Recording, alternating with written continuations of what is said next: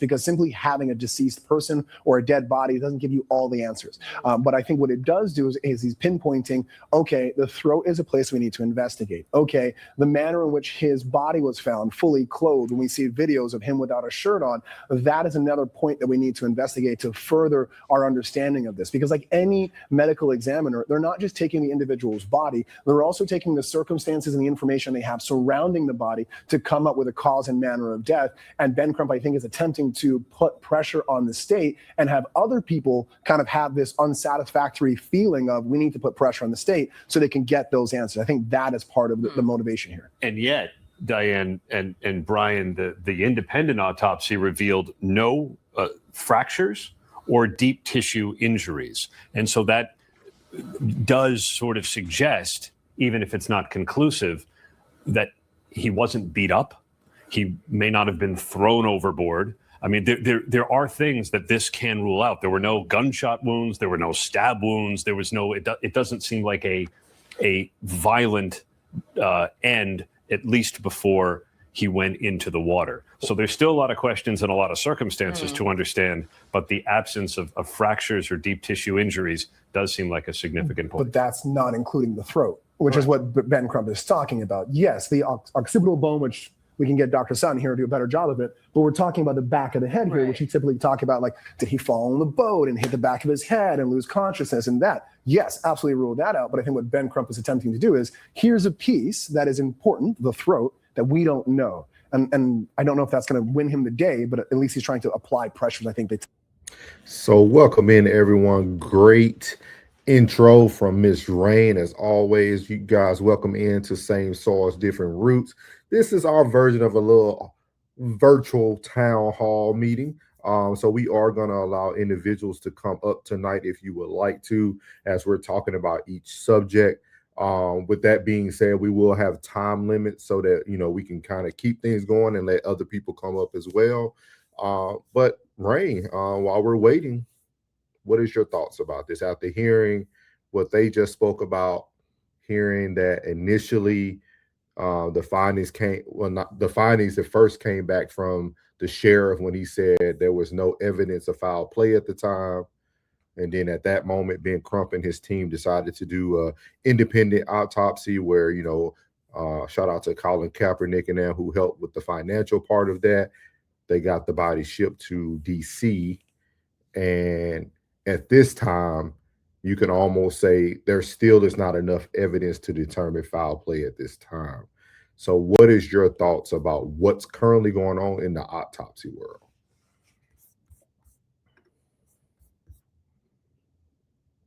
Unfortunately, because of the days that had passed, the time that it took to get the body up to DC, I kind of had an inkling that it was a possibility that they were going to say it was undetermined.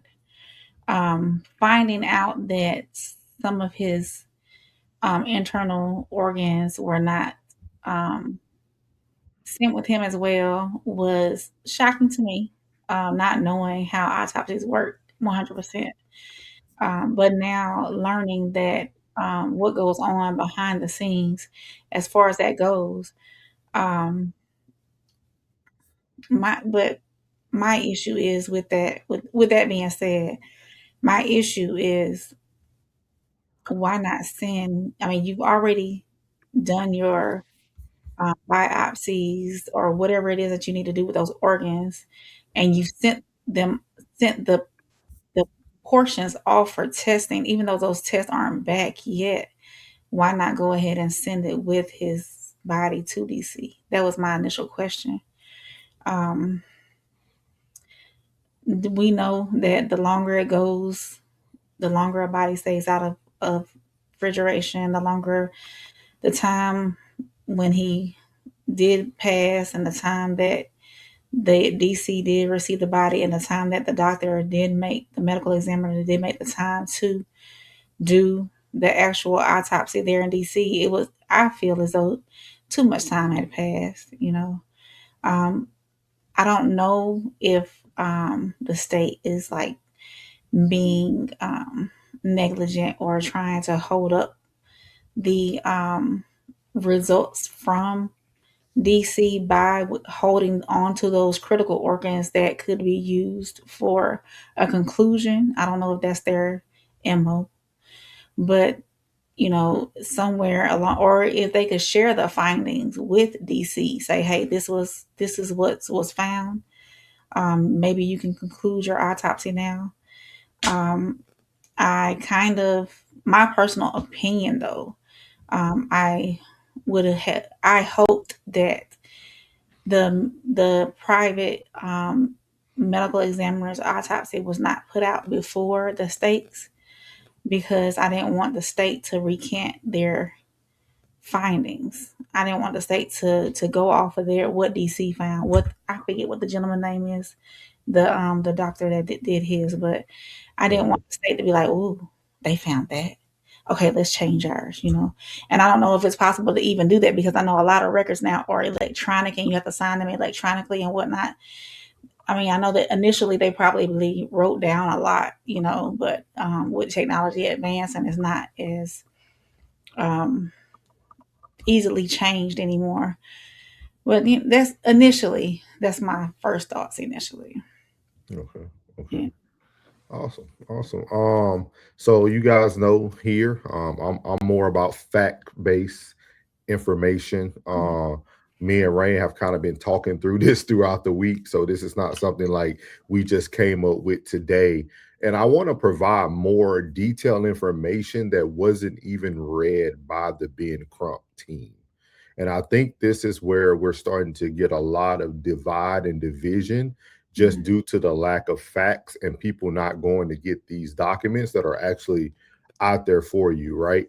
So we're going to play a video in just a second to let you guys know that the organs did come with the body. It's actually on the paperwork, which I'm going to play a video of the young lady who's going to be breaking this down. It's the exact same paperwork that the Ben Crump and them read off of with the RAM Consulting. The body did come accompanying with the organs. The organs were removed in the initial autopsy, which is normal, but they were placed into a bag and put back into the body cavity. And it's on the paperwork. So they did have the organs there.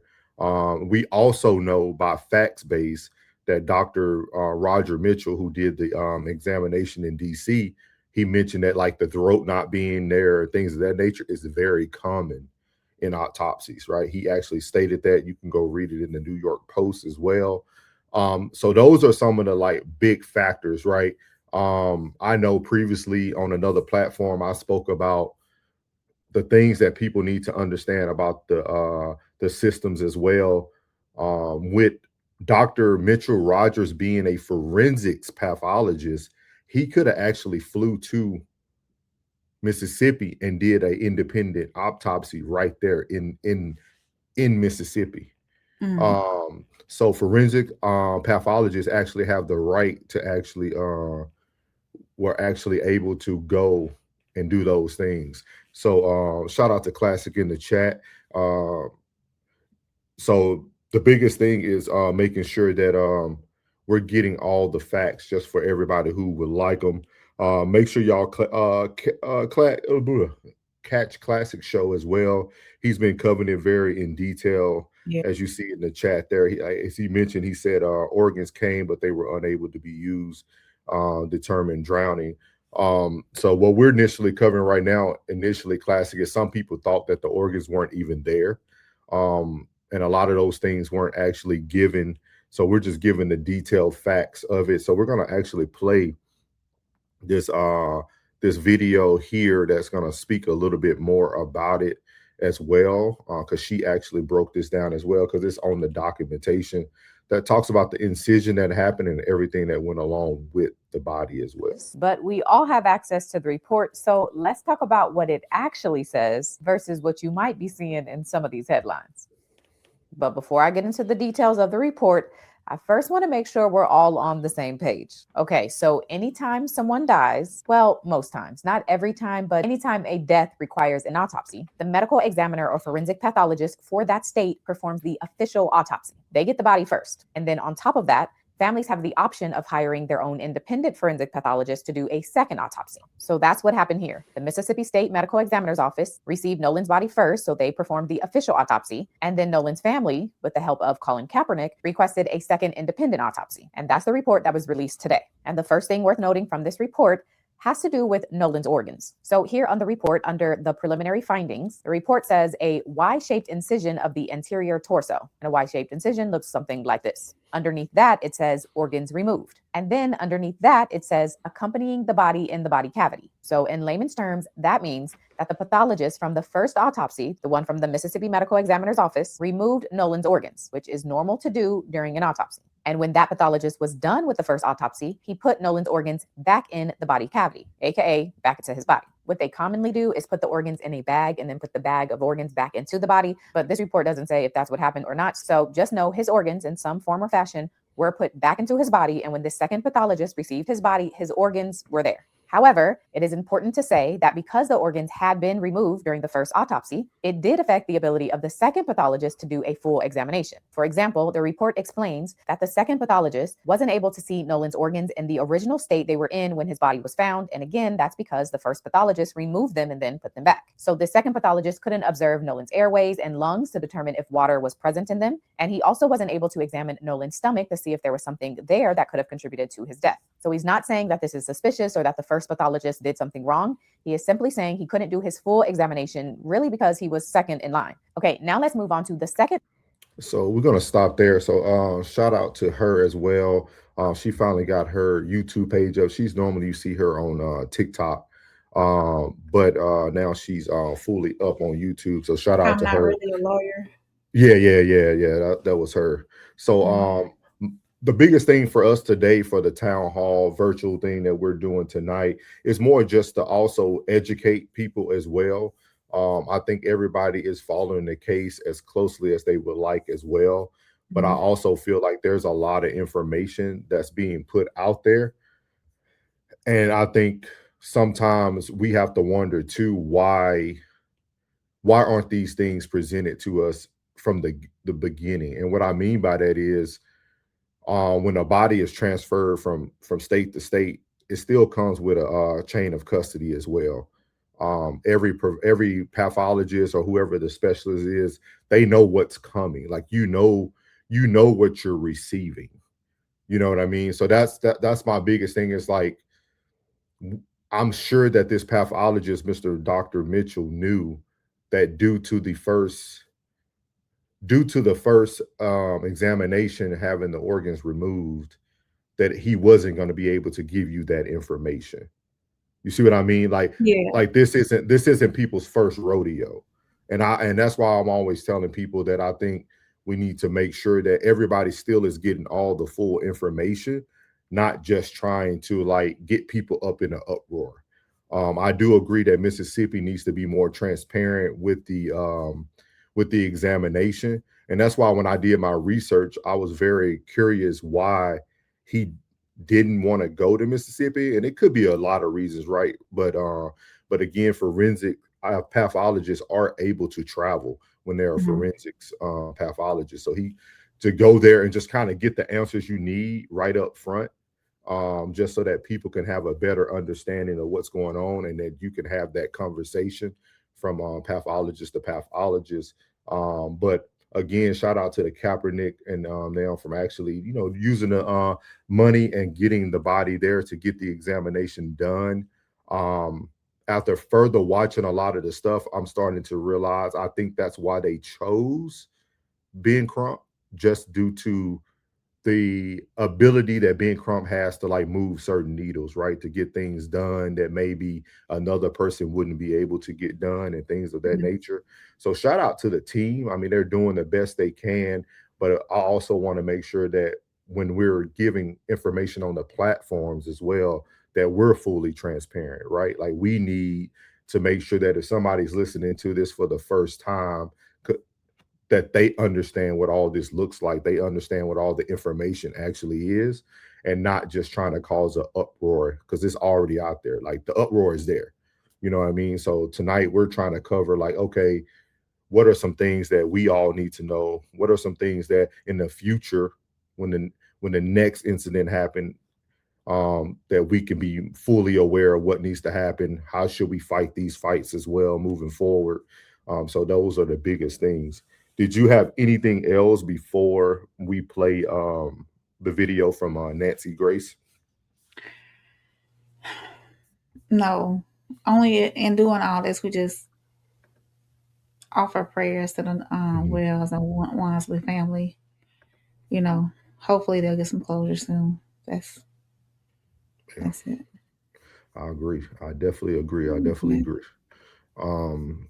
So we're going to be moving on to showing the next video is going to be Nancy Grace. She actually brought the pathologist from the great state of Texas here in the DFW.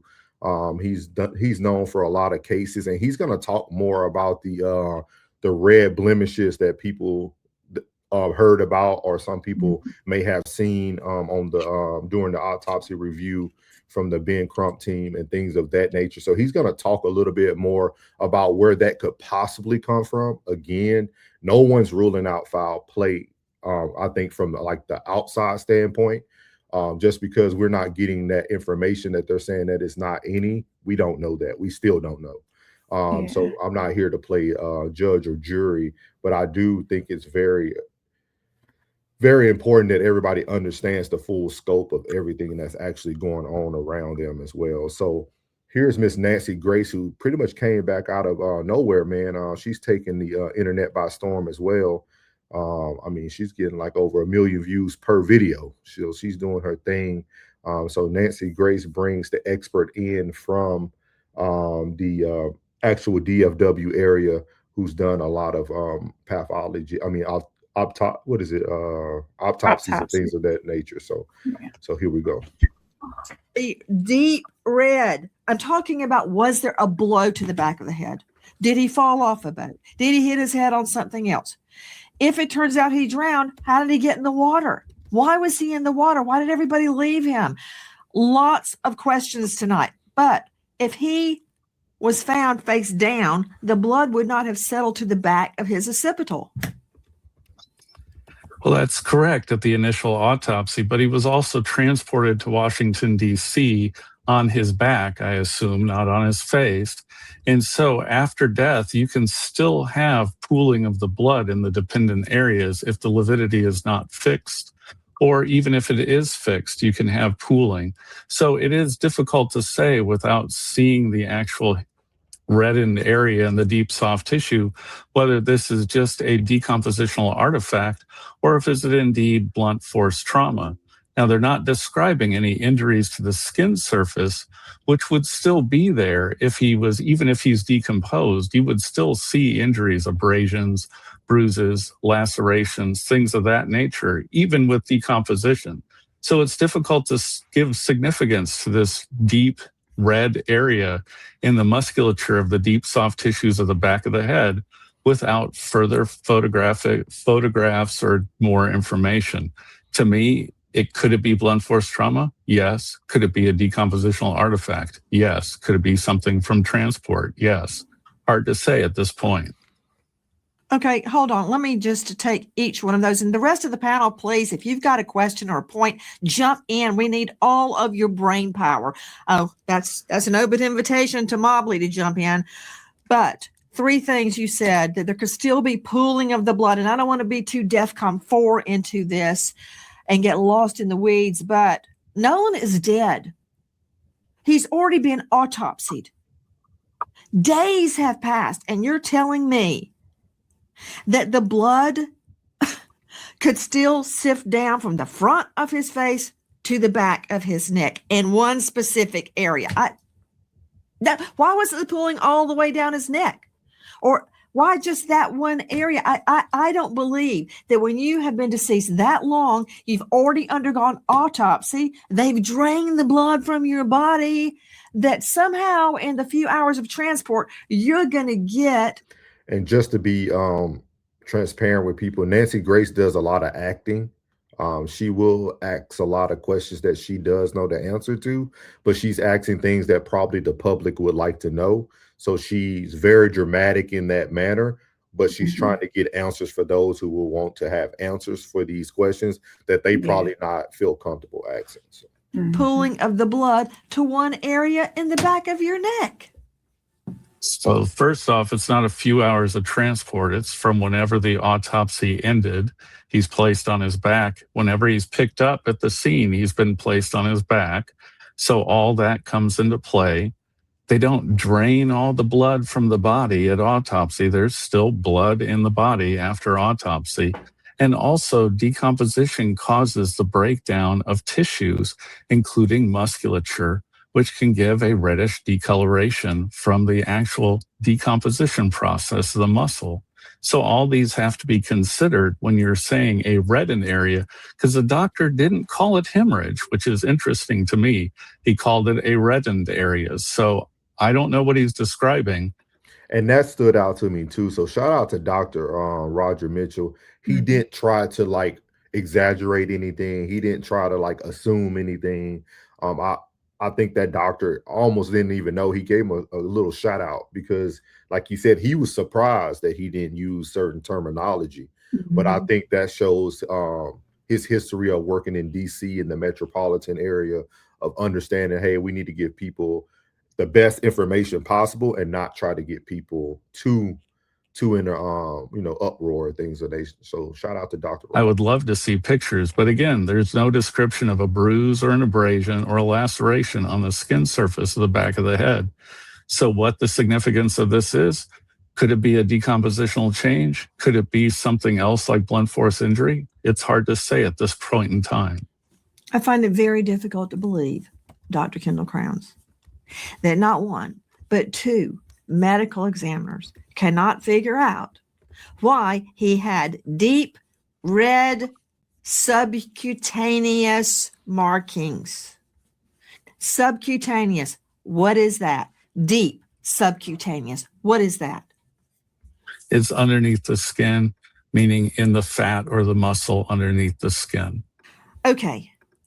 Straight out to John Mobley joining me out of Charleston. He's a renowned trial attorney, founded John Mobley Law Firm. Okay, Mobley, have at it. Well, Nancy, I got to call it like I see it. There are a lot of things that I don't like about this presentation. I think the first problem I see is they put out this autopsy and they kind of gave you a lot of sizzle. They gave a big dog and pony show, but they didn't really make it clear on the findings and conclusions and how they could be interpreted. And I think that's kind of the problem with this case. They put all this stuff out. So we're going to stop there first. So this is one of the things that we just recently talked about with myself and Rain when we first started the show. This town hall is mostly just to educate and give people information on how things look and how other specialists, doctors, attorneys are looking at things. I think sometimes I feel that, again, I'm going to say it very black and white. I feel Mississippi knows what they're doing. They should have been more transparent. I'm not here to fight that back. I feel like Mississippi should have been very more transparent. But I also feel that people are able to play these games with us due to these reasons, right? Due to us not knowing technically what's going on, how things are moving. We're trying to take in the information in certain manners and things of that nature. And that's what we're really here for, is to like break down everything that has been going on from the start, but just trying to find a way to educate the masses as well about what's going on, how it looks to other specialists, other people who have done this, attorneys, pathologists, all that. I think they understand a little bit more. And even to hear this gentleman's frustration at like, this is what everybody's doing, right? Not just Mississippi. Some people are now feeling like Ben Crump and them are doing the same thing, right? You're getting us excited, but then we get let back down because we don't feel like we're moving anywhere. We don't feel like the needle is moving. You have anything on that, Rain, before we start back with the attorney? I understand the initial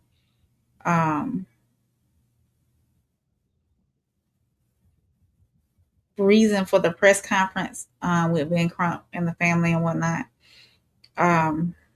Should they have laid it out a little bit better than what they did? Absolutely. Ben Crump needed some help interpreting that autopsy. No shade given, no shade, or I'm just personal opinion. He needed some help on interpreting and interpreting it for the audience, the family, and everybody there, so they could understand it correctly.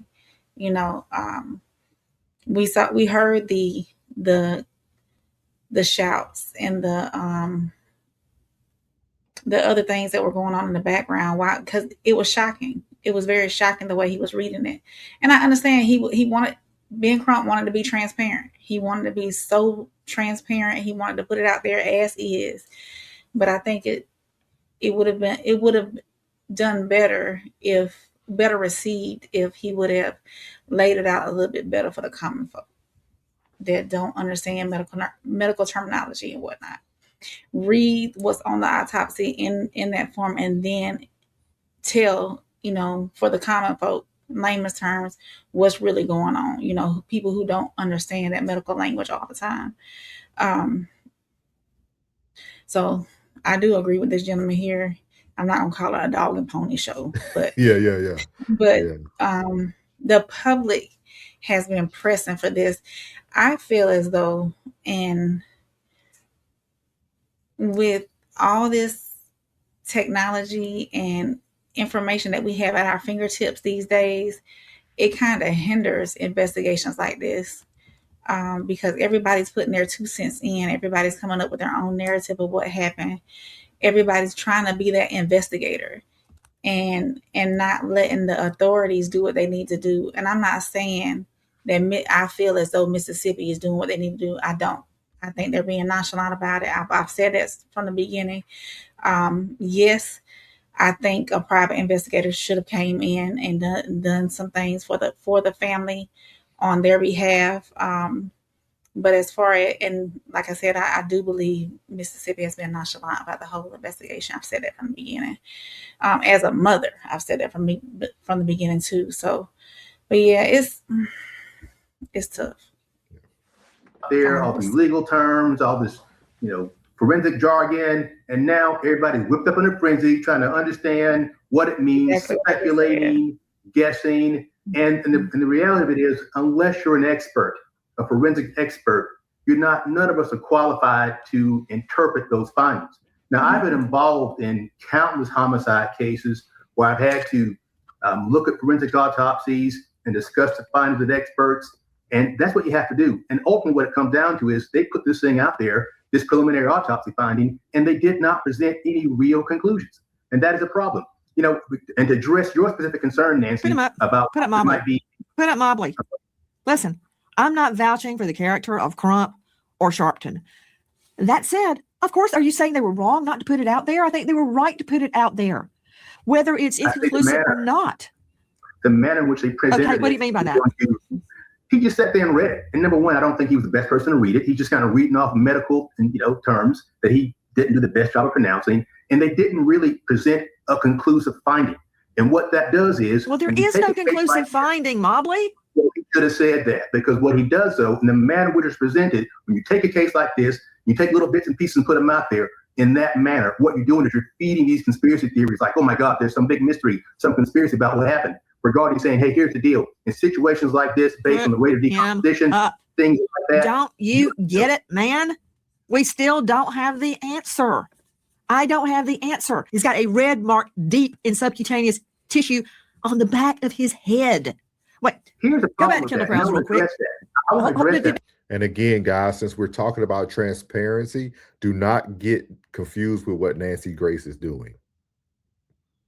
Again, I want to put that out there. Nancy Grace she's a great actor. She understands what she's doing. She's being an antagonist to get a conversation going, because she knows this gentleman. They know how to have this conversation. So just be aware of that. We're going to be transparent with you too. Trust me, if you watch all her content, you'll see. So this is what she does. So don't get confused. Don't think she's asking these questions because she doesn't know. Again, she's acting. Wait. Kendall, where's Kendall? Why am I not seeing Kendall? Kendall, please turn around and show everybody what we're talking about, because I'm doing this. Show me occipital. Occipital's right here. Back ahead. How Right where your in neck the can tip. world, out of his whole body, is that where the blood pools? I'm not buying it. And I'm not saying this is a homicide. I am saying there are a lot of disturbing circumstances surrounding this young man, the star athlete's death, and I am not letting it go. So I'm gonna stop it there because I think that's where 90% of people are. Yeah. It's where Nancy Grace just ended right there, right? A lot of people are like, hey, we just lost a young man named Nolan Wells. Nobody acts like they know what's going on. We need some answers now. Mississippi's not giving us answers. Ben Crump, I know why you're coming out, but we're still not getting the answers at the end of the day.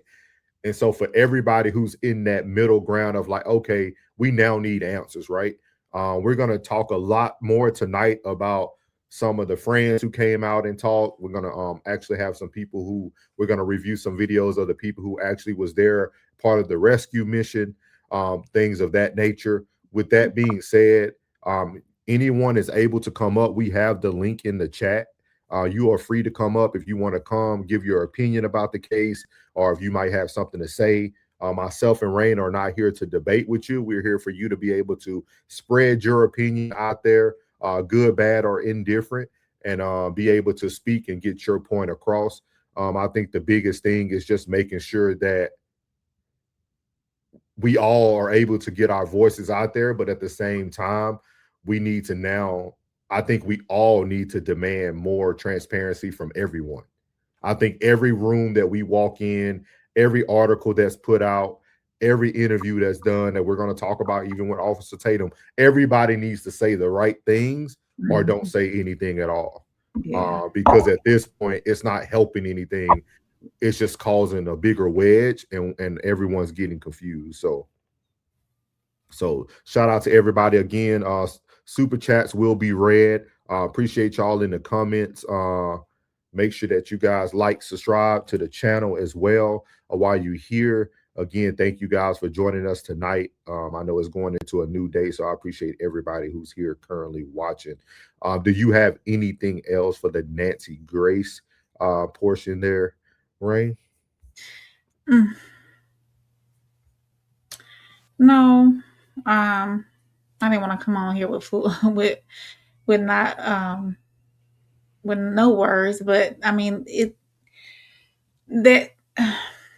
with the doctor on here explaining that the blood can pool in certain places after the fact, even during transportation. I mean, we have to look at it. There are days passed, before. I don't even know when did they say when the actual the DC exam? Yeah, it was on the paper. Yeah, it was July the 10th. July the 10th. Mm-hmm. So I think it was 4 days out the original one, right? I think the original one was either done on the 6th or 7th, if I'm not mistaken.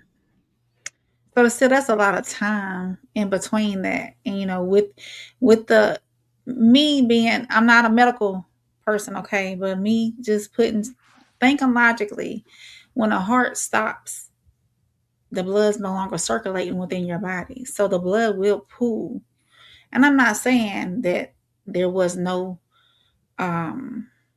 injury to the back of the head. I'm not saying there was no injury around his neck or whatever. I'm not saying that. I'm just saying that me knowing that when the heart stops, the circulation stops, so the blood is going to pool wherever it is at that time. And maybe because it's different back there, I don't know. That's just my personal opinion on that part. And I think most important, and like I said, thank you, Mike, for the respect too. Definitely all prayers to the Nolan Wells family, because I think that's the biggest thing now. And that's why me and Rain decided to talk about this tonight. We didn't want to jump on it early. Wanted to actually talk about it once more and more information came out, just so that we're not assuming things or getting people up in an uproar. We just wanted to be able to discuss the facts that we currently have and be able to educate those from any new information. Appreciate you, Mike. Mike said new to the show, new subscriber. Appreciate you, big Appreciate you, dog. Brian. Appreciate you. So again, y'all, the chats are not the chat, but the link is in the description if anybody wants to come up and speak as well. While they're trickling in, we can read some of these. Patsy said, I watched the show when Crump read the results. He definitely shouldn't have read it unless he had someone to explain what the results would mean. Yeah. Very true. Very, very true. And I think that's what makes these type of cases very difficult, right? I know sometimes I get criticized from being a person who is based more on the facts. Like I'm more of a black and white person, so people judge that. But that's why I'm the way I am. I like to really get the information, understand what I'm reading. Kind of like Nancy Grace talked about, right? The things I didn't know, I went and researched myself. You know, the questions I had for myself, I went and researched. Like, okay, could he said, I think so too, Classic. I'm not gonna lie to you. Rain sent me over that audio. I had to listen to it about 20 times. But I definitely agree with you there. And I said this at the very beginning before we even talked about this. I said there is a good possibility that there could be some possible foul play. I just don't always think that our alleged offender of choice is probably who we think it is. I think it's going to be very unique once it comes out, but most definitely, I definitely agree with that. Before we move on, I'll tell you what I noticed too. There's a picture of Warren with a young lady. Do we know if that's Katie or not?